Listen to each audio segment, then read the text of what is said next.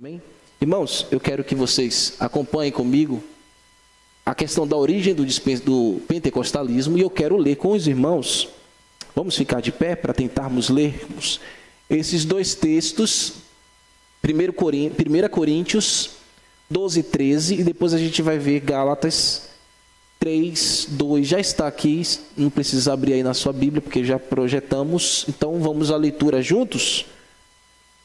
Pois em um só Espírito, todos nós fomos batizados em um corpo, quer judeus, quer gregos, quer escravos, quer livres, e a todos nos foi dado beber de um só Espírito. Vamos ler de novo? Agora só a igreja e bem forte. 1, 2, 3.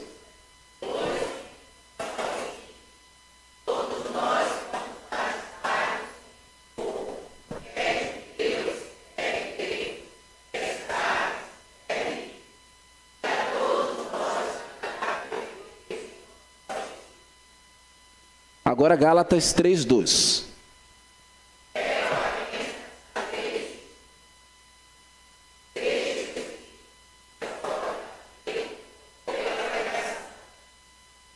Podeis sentar, queridos.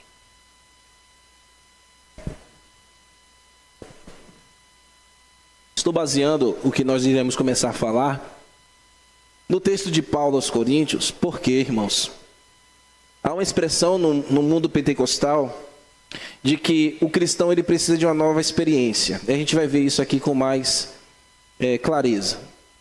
E para tanto, para essa nova experiência, o crente pentecostal, o cristão pentecostal, ele entende que o indivíduo cristão precisa ser batizado pelo Espírito Santo. Ou uma ação que o Espírito Santo faz na vida desta pessoa para que ela seja cheia de poder e capacitada para realizar a obra de Deus. Nós, cristãos bíblicos fundamentalistas,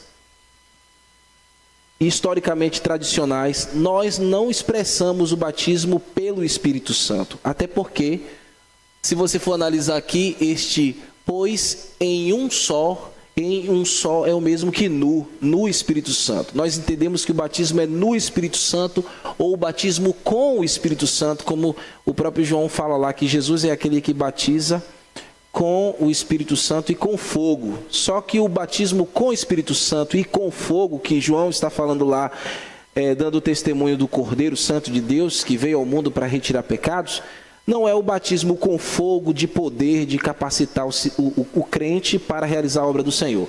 O batismo com fogo é Jesus pegando o indivíduo que não creu na sua mensagem, que não creu nele como Salvador, e o enviando para o inferno. Isso que é o batismo com fogo. A gente não pode ficar pedindo a Deus que desce fogo, Senhor, em nosso meio, porque ninguém aqui quer ser condenado para o inferno.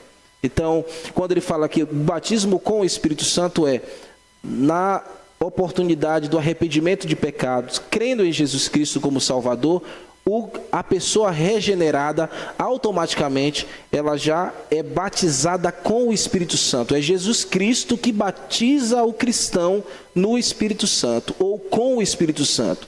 Nós não recebemos o batismo pelo Espírito Santo, porque não é o Espírito Santo o agente desta ação. É Jesus Cristo o agente da ação em batizar com ou no Espírito Santo todo aquele que crê no nome do Filho de Deus, ou que crê nele mesmo. Entenderam, irmãos? Tá claro? Ficou claro? Pode perguntar, que é um aulão, viu? Então eu coloco esse texto de 1 Coríntios para dizer mesmo que o Senhor está falando. Olha, todo aquele, independente de que seja, ele dá uma listinha lá, grego, ele fala escravo, livre, a gente bebeu de um só Espírito. Fomos batizados com o Espírito Santo, ou no Espírito Santo, no momento da fé. E Gálatas também reforça a ideia no sentido de que, pelo Espírito Santo, ou agindo em nós com o batismo, ou no batismo, na fé, ao crer em Jesus Cristo, a gente recebeu ele foi pela pregação da fé, foi pela pregação de Cristo. Não foi por uma ação, uma busca meritória, ou um esforço que se faça advindo de uma segunda experiência, como o crente pentecostal acredita. É importante a gente ter essa compreensão de que a gente não sai à busca do Espírito Santo como a igreja neopentecostal faz. Tem o dia da busca do Espírito Santo, já ouviram falar? Na igreja neopentecostal tem isso. Hoje é o dia da busca do Espírito Santo. Então é o dia que eles dedicam para ficar orando, buscando o Espírito Santo. E aí recebem os dons, ou aparentemente recebem algum poder, aparentemente, porque eles se esforçaram. Então, não é pelo esforço próprio, por mérito próprio. Recebemos o Espírito Santo, que nos convenceu do pecado, da justiça e do juízo, pela obra de Cristo, na fé no nome de Jesus Cristo. Bom, filhos, nos últimos anos do século XIX, um movimento começou a ganhar força entre as igrejas dos Estados Unidos. Queridos, muita coisa perniciosa veio dos Estados Unidos. Como muita coisa boa vem de lá, muita coisa perniciosa veio dos Estados Unidos da América. Com ênfase no ensino de uma natureza purificada, isso no final dos anos 19, dos séculos 19, uma natureza purificada das obras carnais mediante esperança e poder no Espírito Santo, que possibilitaria indivíduos vencerem seus pecados através da fé em Jesus Cristo. Então parece que é uma coisa positiva, que é uma coisa legal, mas no bojo, irmãos, tem elementos que não são tão saudáveis assim, ou que não vindica a verdade bíblica. Para alguns, mas para tanto, para ter essa purificação da alma, para ter essa elevação de espiritualidade, alguns processos espirituais deveriam agir para capacitar tal pessoa à pureza permanente. Pensamentos e ações permanentes purificados, uma doutrina típica que na verdade já havia se desenvolvido bastante, chamada de igrejas do movimento de santidade. Então, na América do Norte, final do século XVIII e no início do século XIX, você já tem igrejas com este formato, ou essa nomenclatura. Igrejas do movimento de santidade, que prezavam em fazer com que os seus agregados se esforçassem, ou lutassem, ou batalhassem para adquirir por méritos, porque na verdade no frigir dos ovos é isso, por mérito próprio, conseguir a purificação e o perdão dos pecados, por meio de uma ação.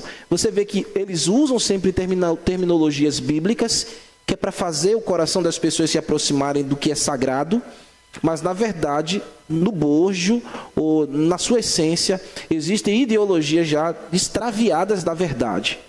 Então, está claro para vocês, meus irmãos?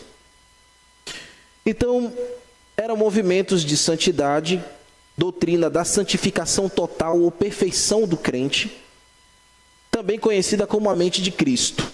Então havia esse movimento se desenvolvendo nessa época lá. Era, na verdade, um desdobramento, meus irmãos, de uma das igrejas wesleyana. John Wesley foi um grande pregador dos meados finais do século XVIII, início do século XIX. Você tem a influência da igreja wesleyana, que é a igreja que se tornou a igreja metodista. Já ouviram falar da igreja metodista? Já ouviram falar? Então, é John Wesley, um grande evangelista, na verdade norte-americano não, um grande evangelista britânico, e ele trouxe as suas ideias, e esse sentimento aqui que eu estou falando para vocês é oriundo das reflexões de John Wesley e da igreja metodista, em que entendia que o indivíduo receberia a bênção da salvação e depois gozaria a bênção da santificação. Então, já em John Wesley, já havia essa reflexão. Primeiro você recebe a Cristo, depois de receber a Cristo, você tem que se esforçar ou buscar por uma bênção de santificação. A gente sabe que o processo de santificação é diário, irmãos. Mas só que é o Espírito Santo que já habita em nós, pela ação de crermos em Jesus, que nos dá poder para nos santificarmos. E não que Ele está no exterior, onde a gente busca Ele, e através dessa busca a gente vai se lapidando por si próprio para alcançá-lo. Então você já vê em John Wesley esses pensamentos já nessa fronteira aí, é tipo que o embrião do movimento pentecostal. É importante salientar, meus irmãos, que no século XVIII, a estrutura religiosa e teológica cristã dos Estados Unidos já sentiu o impacto de grupos avivalistas. Então, pense, a igreja sempre foi tradicional em todas as suas eras. Sempre teve um culto com um formato, sempre teve início, meio e fim, organização, horário para começar, momento de louvor, leitura da palavra pública e orações públicas muito bem estruturadas, pregação da verdade. Então, a Igreja de Cristo sempre foi estruturada por esse viés, em todas as eras.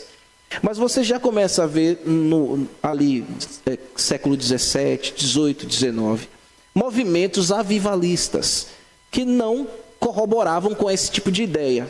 Eles entendiam que esse formato de cultuar a Deus era algo frio, gélido, opaco, e que eles, analisando as histórias de Atos e vendo o movimento ali depois da descida do Espírito Santo, no dia de Pentecostes, eles diziam que a igreja precisava revitalizar isso e reviver. Então, eventos avivalistas começavam a surgir ali no final do século XVII, XVIII, trazendo a consciência, chamando os cristãos a um despertamento espiritual. E entre vários grupos que se formavam lá na América, que também tinham reflexões de alguns movimentos que vieram da Europa. Lembrem que os americanos e nós, sul-americanos, fomos colonizados por europeus. Então a gente recebeu influências deles. Então lá na América você tem a influência do pietismo, você tem a influência do pietismo e também do puritanismo. O puritanismo eram grupos. O puritanismo foi um movimento separatista que aconteceu lá na Inglaterra, onde os crentes piedosos acabaram se desvencilhando do Estado, porque quando o Estado se desvencilhou da Igreja Católica Romana, ele criou uma igreja estatal, que é a Igreja Anglicana, a igreja do Estado inglês.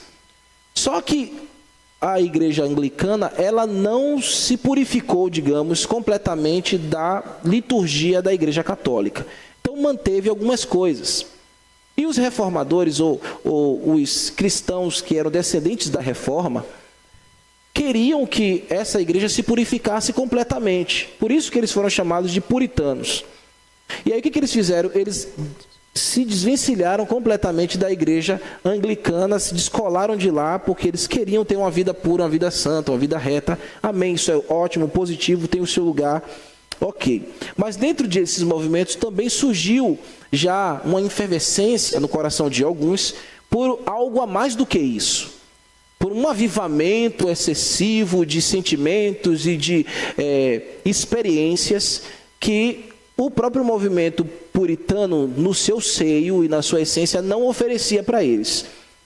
Você tem também o pietismo, que é um movimento oriundo do luterismo, que é os adeptos ou os seguidores de Lutero, a igreja luterana. Então, lá também na Alemanha já tinha esse movimento, que chega também nos Estados Unidos. E qual era o sentimento do pietista? Era um sentimento individual do crente de busca e de crescimento, onde funcionaria por movimentos religiosos, uma inspiração para tais experiências que corroborassem no crescimento individual de cada crente. O pietismo, irmãos, já tinha esse sentimento de promover um certo avivamento, fez com que nascesse desse pietismo outros movimentos como o metodismo, que é a igreja metodista de John Wesley, movimento de santidade, que é isso que eu falei logo introdutoriamente. Também o pietismo abriu a porta para o evangelicalismo. O que é o evangelicalismo? Hoje nos chamamos de evangélicos, não é? Mas esse termo evangélico tomou uma outra conotação com o passar do tempo. Mas logo quando o evangelicalismo começou, havia, na verdade, uma mistura entre vários tipos de religiões, ou vários tipos de concepções teológicas, reuniam muitas pessoas com vários pensamentos e doutrinas teológicas juntos, para divulgarem a pregação do Evangelho.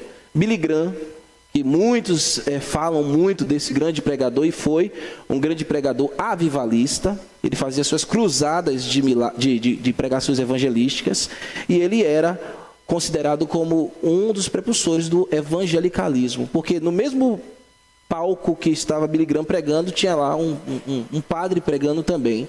Tinha lá um outro indivíduo de uma outra religião pregando também o amor, pregando a fraternidade, pregando a vida comum entre as pessoas, valorização da moralidade. Então, o evangelicalismo, na verdade, tinha essa mistura, essa simbiose aí.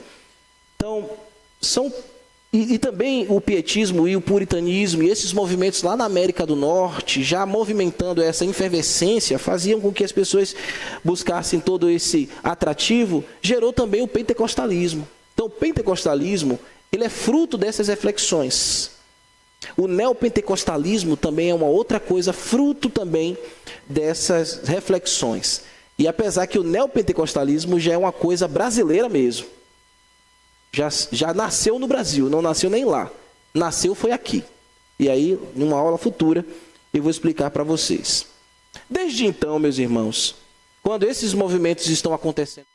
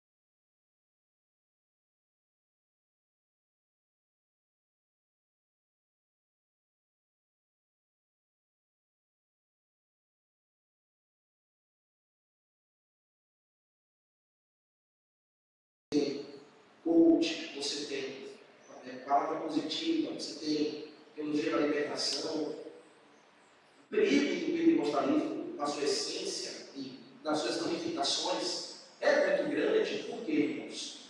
Porque um tipo de movimento que consegue se adaptar às eras.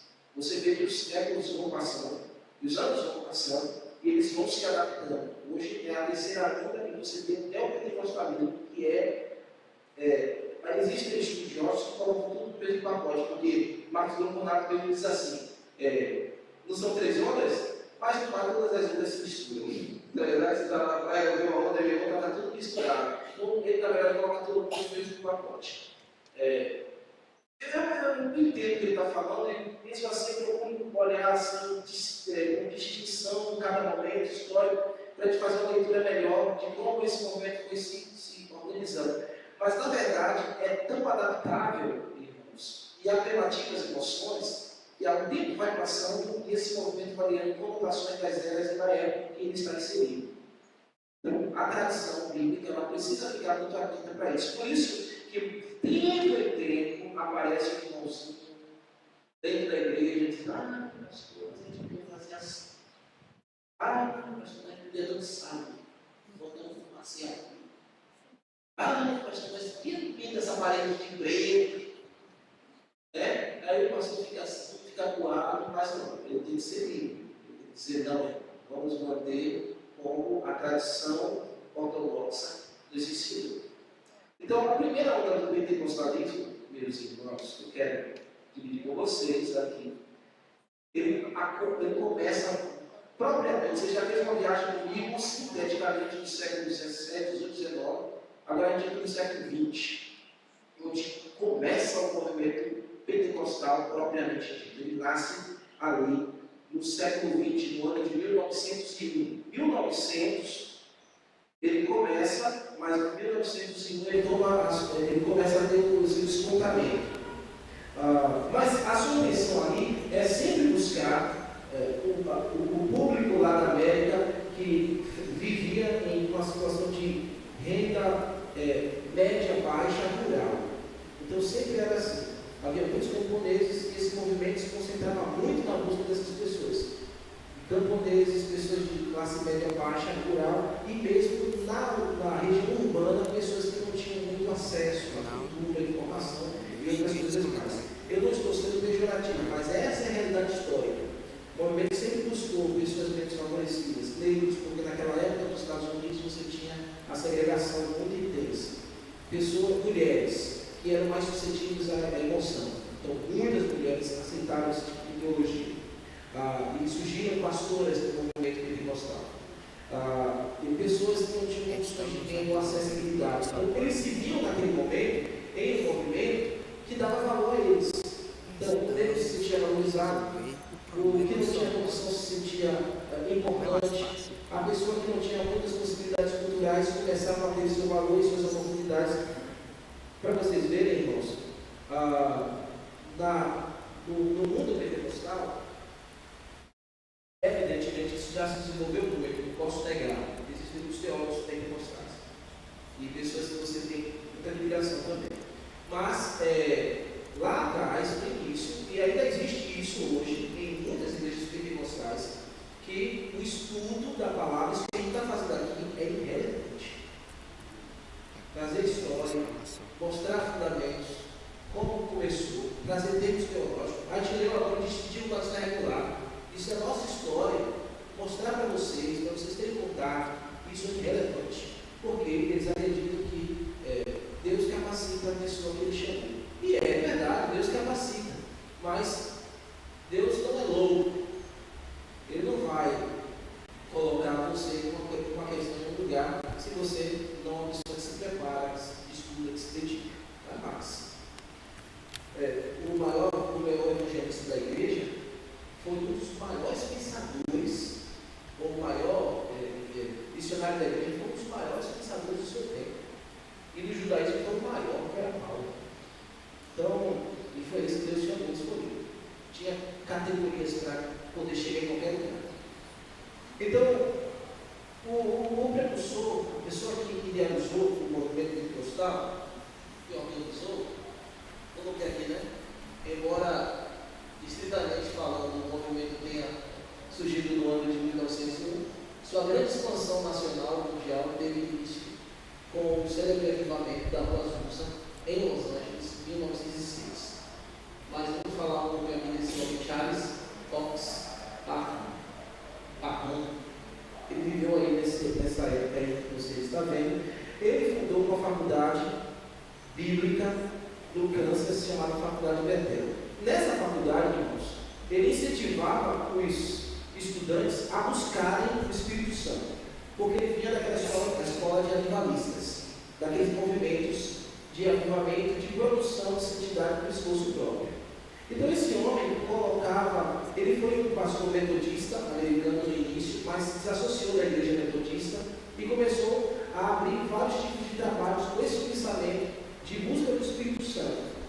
Então, para ele, como o metodista tinha a típica seleção de que primeiro você se converte, depois você busca uma bênção especial, que é a experiência do Espírito Santo. Para esse homem Parham, você tinha uma terceira conquista, digamos assim, que seria o batismo do Espírito Santo. Então, ele já pensava assim diretamente, nós precisamos ter o batismo do Espírito Santo.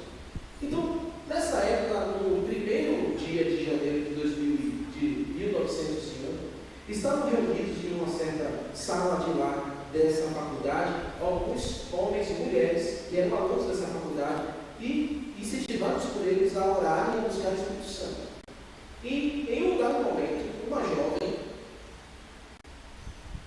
que já era uma senhora, o nome dela é Agnes Osmond, ela pediu que aqueles alunos pusessem as mãos sobre ela para que ela recebesse o Espírito Santo.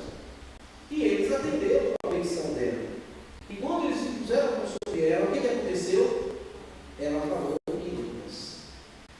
Depois de algum tempo, de algumas semanas, aqueles mesmos jovens que colocaram as mãos sobre ela, também começaram a falar em línguas. Isso em Los Angeles, nessa escola.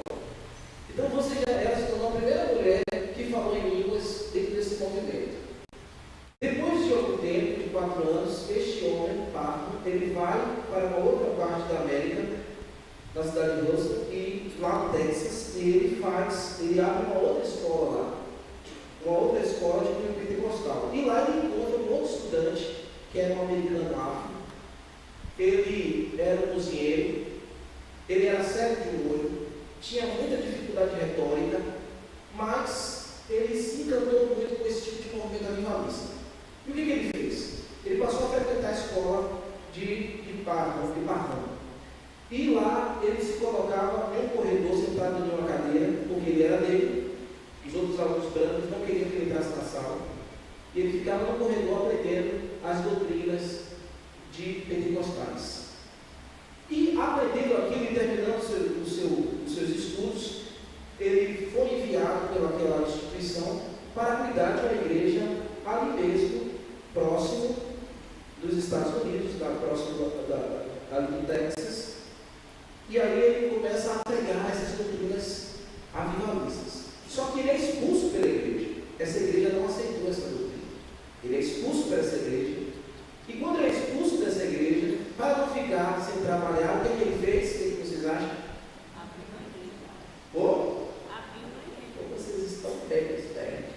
É isso mesmo, normalmente isso acontece. O que tinha que fazer é assim: vai lá, abre a igreja. Ele abre a igreja. Ele abre a igreja lá em Los Angeles. Ele foi para um lugar onde existia uma antiga igreja metodista que estava fechada, e lá, localizada na Azusa Street. E lá, no número 312, ele começou o seu trabalho lá em 1906. E é aí que o movimento pentecostal ganha o seu crescimento estigioso. É aí que ele cresce com potencial. E é aí que este homem começa a divulgar as ideias mais elaboradas e começa a enviar para o mundo inteiro missionários com essas revoluções pentecostais. Da Rua Azusa, número 32, 312. O que acontecia lá nessas reuniões, meus irmãos?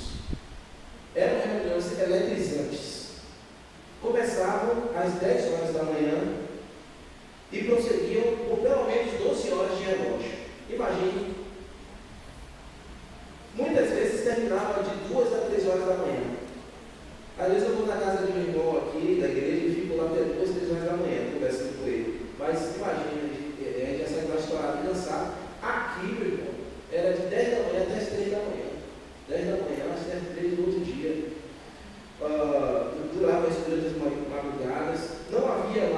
momento de reunião, nesse tempo todo, irmãos, não existia hinários, eles não cantavam músicas como a gente canta organizadamente, não tinha liturgia, o culto acontecia de qualquer maneira. Homens gritavam, saltavam, atravessavam o salão gritando, as mulheres dançavam e cantavam e caíam pelo chão, algumas pessoas entravam em transe, se prostravam, caíam e ficavam desacordadas por horas. E conta aqui os artigos que até setembro daquele ano, quando ele começou o trabalho, já havia passado por ali mais de 13 mil pessoas, imagina, mais de 13 mil pessoas tendo contato com esse tipo de doutrina. Embora, estritamente falando, esse grupo começou em 1901, mas o seu elaboramento, a sua desenvoltura, a maneira como cresceu o movimento se deu em 1906. Então você tem aí os dois fundadores, né? Você tem esse daqui, o que eu mostrei, e esse aí, William Seidel, né? Seidel, né? Uma coisa assim. Ele abriu a sua própria igreja, ele fez tudo isso aí. E ele trabalhou lá de 1906 até 1931, quando esse movimento começou a entrar em declínio. Mas até lá, ele não trabalhou até lá porque morreu antes. Eu acho que morreu em 22. Mas até 31, a sua mulher continuou o trabalho, os seus discípulos continuaram o trabalho, mas aí depois entrou em declínio. Esse foi aquele que aprendeu o papo? Isso, que está no corredor, é esse cidadão aí. Então, ele se sentiu muito valorizado, como eu falei, ele era cego de olho, ele tinha sérias dificuldades de falar publicamente. Tanto que na sua primeira pregação nesse lugar, uma das pastoras do movimento pentecostal não gostou da pregação dele. Mas ele não se importou não, porque ele gostava de pregação do improviso, e ele não se importou não, porque o negócio dele era botar fogo para cair. Era um povo tremendo, as coisas, para ele era isso que era importante. Então, vamos ver agora a chegada do movimento pentecostal no Brasil, tá bom? A chegada do movimento pentecostal no Brasil se deu através desses dois homens aí. Esses dois homens são os patrões da igreja Assembleia de Deus no Brasil. Então, foram eles que implantaram a Assembleia de Deus aqui no Brasil. Vocês já perceberam, irmãos, que a Assembleia de Deus tem em todos os lugares onde se encontra a Assembleia de Deus, os interiores mais pequenininhos tem lá a igrejinha da Assembleia de Deus, né?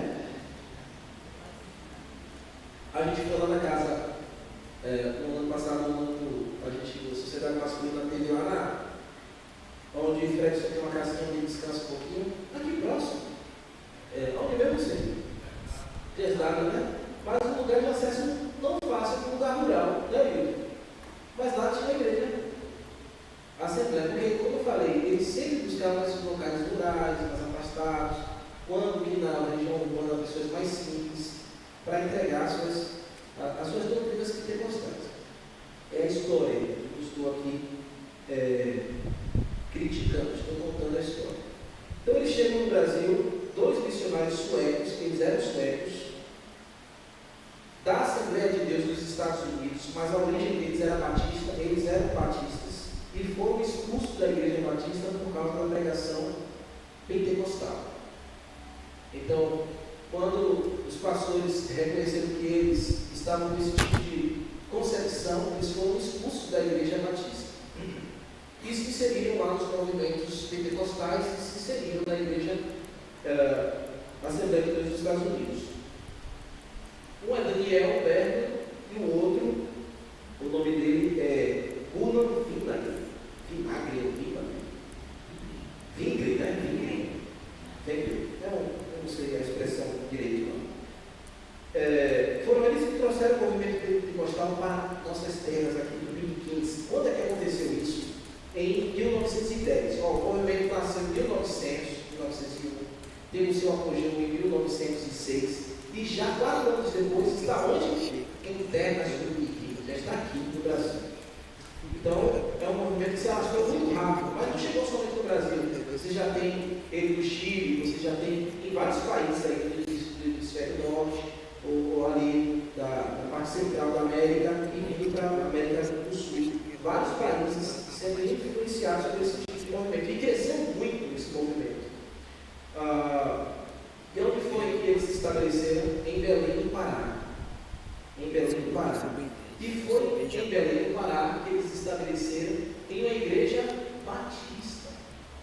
Igreja Batista de Belém do Pará. A primeira Igreja Batista de Belém do Pará foi a igreja que eles encontraram e entraram. Eles não falavam nem sabe eles eram os técnicos, falavam o inglês. E entraram no Brasil e começaram a estudar. Enquanto eles não falavam a nossa língua, eles não evangelizaram ninguém. Mas uma vez que eles conseguiram falar minimamente e ter comunicação com o povo brasileiro, aí eles começaram a fazer seus trabalhos. Então, eles causaram grande dano nessa igreja, a igreja histórica. Hoje essa igreja vai completar em fevereiro 121 anos. E esses homens, quando chegaram aqui, eles trouxeram grandes danos. Eles aproveitaram-se da ausência de um pastor da igreja, o pastor missionário plantador dessa igreja. Essa igreja estava jovenzinha quando eles chegaram, tinha 4, 5, 6 anos mais ou menos de organização e existência. E esses homens, quando chegaram lá, começaram a fazer uma transformação negativa para essa igreja. Eles aproveitaram o afastamento do pastor, o pastor estava em algum lugar fazendo algum trabalho, ele era missionário, então ele estava em alguma região fazendo algum trabalho, e passou 5 anos fora, e aí eles entraram e começaram a divulgar o seu trabalho. Eu tenho aqui um relato que eu quero ler para os irmãos, eu quero pedir paciência aos irmãos, que é um documento histórico do ano de 1911. E eu pesquisei e consegui achar essa carta, meus irmãos. Eu ouvi o pastor Marcos Demonato mencionando essa carta e fiquei, meu Deus, eu preciso achar esse documento. Onde é que está esse documento? Eu fiz pesquisas e mais pesquisas, enfim, consegui encontrar essa carta. Você também pode encontrar no acervo da igreja, no acervo do jornal Batista da Convenção, no ano de 1911. Essa carta foi escrita em abril, mas foi postada lá em julho, e na sua 29ª edição. Olha o que aconteceu lá, meus irmãos. É um relato de um cristão, testemunho ocular, que viveu naquele lugar e viu tudo que aconteceu ali naqueles dias. Deixa eu ler aqui para os irmãos, tá bom? Prezado irmão e relator, como sabeis pela ocorrência do irmão João Jorge de Oliveira, inserida no número 20 de abril, da corrente, da ausência do nosso muito estimado missionário Milton Nelson, que era o pastor que se afastou, ficou abaixo assinado como encarregado do trabalho de evangelização desta igreja e da de Castanhal, em Belém e na cidade de Castanhal, que é um pouco mais afastado de Belém.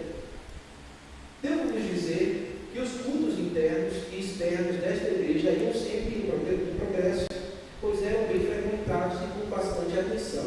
E sem que houvesse qualquer oposição de alguma pessoa, a igreja trabalhava em perfeita paz com Deus. Ele estava dizendo que está tudo muito bem.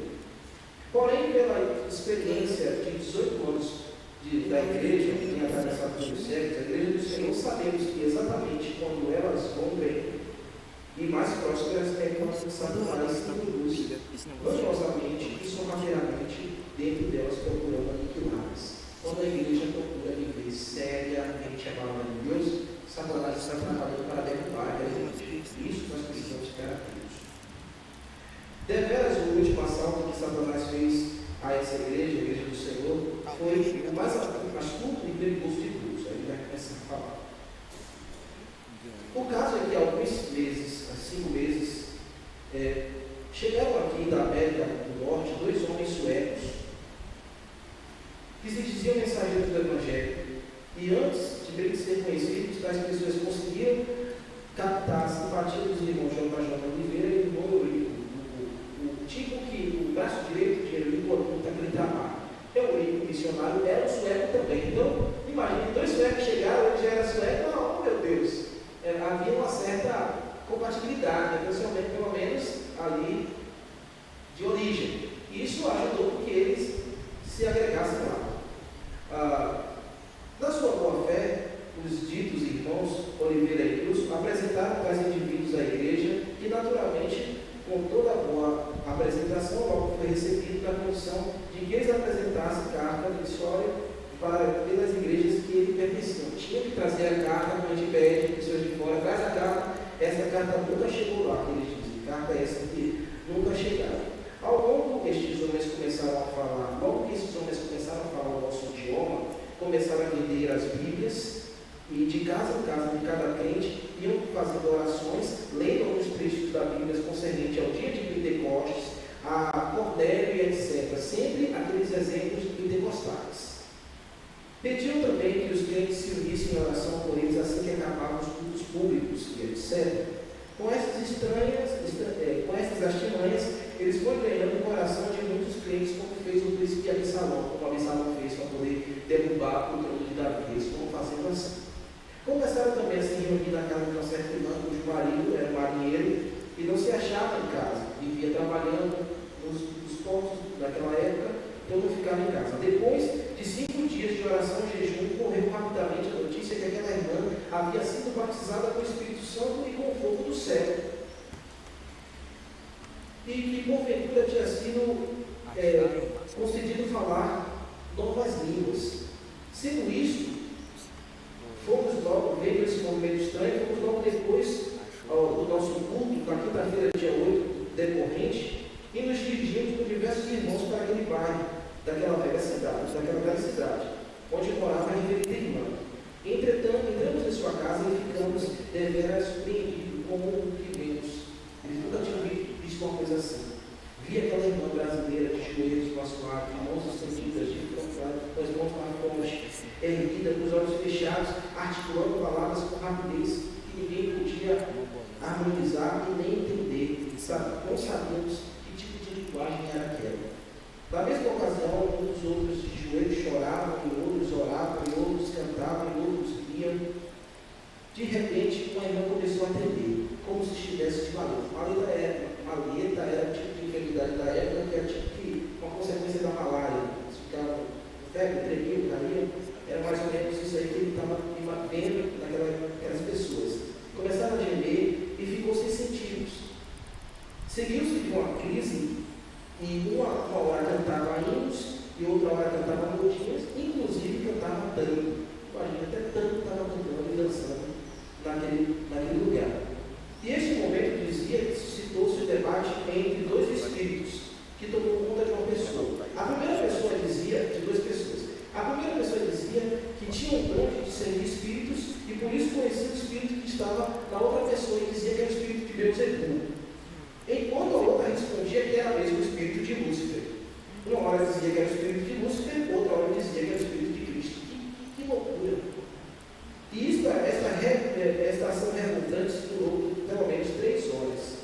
Depois, cada um foi para a sua casa e creio que muitos que estavam comigo ficaram sem dormir aquela noite. Imagina, eles nunca tinham visto em terras brasileiras um culto como aquele. Eles seguem dizendo: no dia seguinte, houve um culto externo, onde, por mandato de um desses doutrinadores, aqui, um espírito se manifestou de uma daquelas 2 pessoas que estavam dizendo que tinham discernimento. Fiquei deveras envergonhado de semelhança escândalo público, mas não me achei com coragem, foi bem sincero, não me achei com coragem de me opor para que não fizesse maior confusão aos incrédulos. Logo depois que o culto findou, eles convidaram os crentes para o templo da igreja. O culto estava acontecendo lá de fora. Acabou aquela patifaria, agora eles mandaram todo mundo entrar. Eu falei, logo, findou o culto, convidaram os crentes para entrar na igreja, e então se deu o descritível, ele vai dizer. As 4 pessoas actuadas que estavam pressionando todo aquele movimento, cantavam, riam, choravam. Todos os outros irmãos se achavam no presente lugar, sofriam muito com aquela agonia terrível.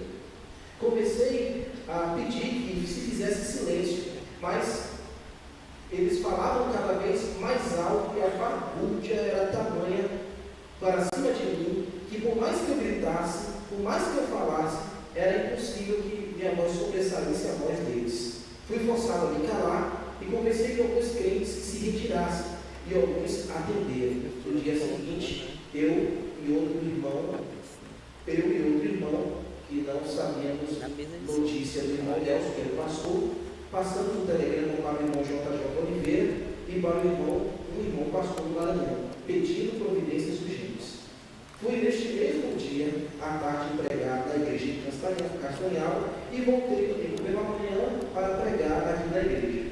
Tanto na pregação da manhã como na pregação da noite, eu fui rebatido por uma desses membros adeptos dessa heresia. Então já tinha gente dentro da igreja que já estava rebatendo a pregação desse pregador. Ele devia estar pregando uma coisa contra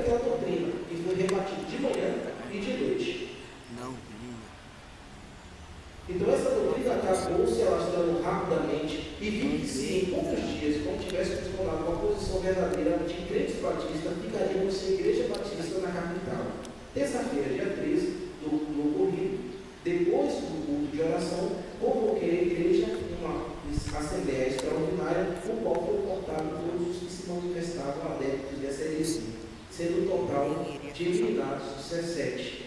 Como estamos em tempos trabalhosos, combinei com a igreja para que fizéssemos conferências de oração que terminaram ontem, os quais não foram muito concorridas, mas tiveram bons resultados. Os crentes se acham novamente prontos para o trabalho. Sem outro assunto, peço que os amados do Senhor olhem por nós aqui, nosso irmão na fé, Raimundo Nobre. Então imaginem, irmãos, que situação ocorreu nessa igreja lá nesse tempo. Para eu terminar, então, esses cidadãos aí, eles que trouxeram essa bagunça para dentro da igreja batista, não ficou assim, está aí, por que eles não foram buscar uma área que não tinha ninguém, que eles precisassem de trabalho? Foi uma igreja organizada batista e fizeram um trabalho cristão terrível. Olha a capa do jornal, para vocês verem, eu comprei, pode pesquisar na internet, e lá você vai ver que é a 29ª edição, de 1911, dá para ver daí, mas precisamos desenvolver. O conteúdo do jornal todo inteiro é esse. O conteúdo do que eu li para vocês está aqui nessa página 4 e 5. Essa parte aqui do meio, a link da outra página 4 e 5. E qual é a posição que eu mostrar para terminar? Essa é a posição que eu mostrar no primeira onda é essa. A questão não está na doutrina em si, nas experiências. Não tem nada a ver com o ensino bíblico e com verdades extraídas da palavra de Deus. O que eles querem simplesmente promover, ou eles queriam simplesmente promover, era uma nova experiência, um movimento de sentimentos e de razões emocionais. Outra coisa, a igreja histórica não é pentecostal, ou as igrejas não pentecostais são igrejas frias e sem poder. Eles dizem isso. A nossa igreja é a igreja fria, é a igreja sem poder. Eles dizem que assim, para a questão de que doutrina não é importante, eles dizem assim, a letra mata, mas o espírito vivifica. Só que esse texto está falando de Jesus, o apóstolo está dizendo, Paulo está dizendo, que está debaixo da lei é o que mata, porque a lei condena a morte. É isso que Paulo está dizendo. A lei condena a morte, mas o espírito que é a graça é que vivifica, a fé em Jesus Cristo. Não é questão de aprender teologia ou não. E eles devem dizer isso aí. Então ele diz assim, a igreja bíblica, a igreja fria, para eles a gente é uma geladeira. Mas deixe-nos aqui mesmo, irmãos, o nosso pensamento, porque nós estamos caminhando para agradar a Deus. E o outro ponto é esse. Eles são continuistas, dentro de tudo isso, eles acreditam que os movimentos pentecostais, ou que o movimento do Espírito Santo, ali em Atos 2 e em Atos dos Apóstolos, devem ser compartilhados pelas igrejas ou pelos cristãos que vivem nesse tipo. Então aí, irmãos, eu concluo essa primeira parte com vocês, desse movimento pentecostal de primeira mão. Então você viu que chegou no Brasil aqui em 1910, 1911, 1911 também no Rio de Janeiro. Depois em 1911, em janeiro, é estabelecida a primeira igreja cristã do Brasil. A igreja cristã do Brasil é a igreja pentecostal. Então ela se estabeleceu lá no Rio de Janeiro. E naquela época, nessa época aí, as igrejas que mais cresceram no Brasil foram igrejas pentecostais. A Assembleia de Deus e a Cristã do Brasil. Só que a Assembleia de Deus tomou uma ascendência maior. Teve mais investimento, mais intervenções missionárias e teve uma ascendência maior. A Igreja Cristã do Brasil, não, ela, por não ter tantos investimentos, tantos missionários trabalhando, não cresceram tanto assim e procuraram outro caminho para expandir seus trabalhos, mas não deixaram também, e não deixam de ser também, de ter uma grande representação em solo brasileiro. Alguma dúvida? Tem dúvida aí, irmã Sheila? Também, né? Está tranquilo, pessoal? Então é isso aí, é importante vocês terem contato com isso. Quem quiser material, manda para mim lá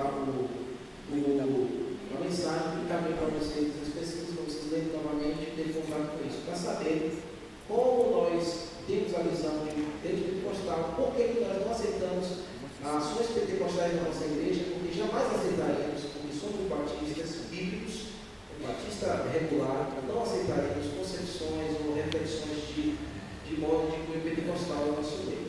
Né? pentecostais. Levam o nome batista, mas na verdade são pentecostais. Então tem batista do avivamento mundial, essa igreja aí de descobrimos, né? É uma igreja não é pentecostal, mas tem lá o nome batista. Não tem nada a ver. O Valdomiro também, né? Não, o Valdomiro é mundial. Né? Sim.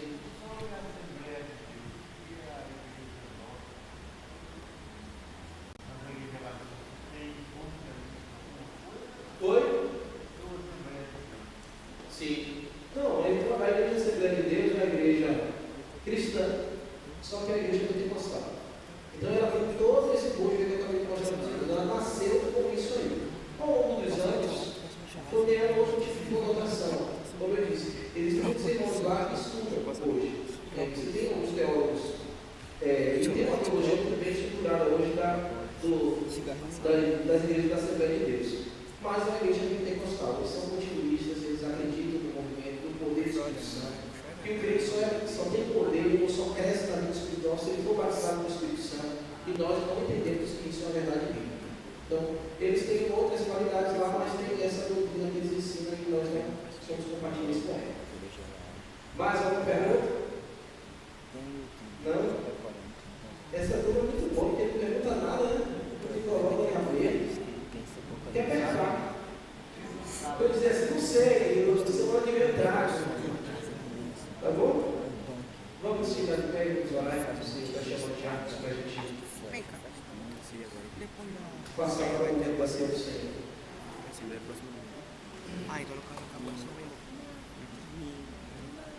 Ó Deus, nós te louvamos e te bendizemos por estarmos aqui nessa manhã, pelo estudo que nós tivemos, dessa parte que estamos concluindo, Senhor, do estudo da dermatologia.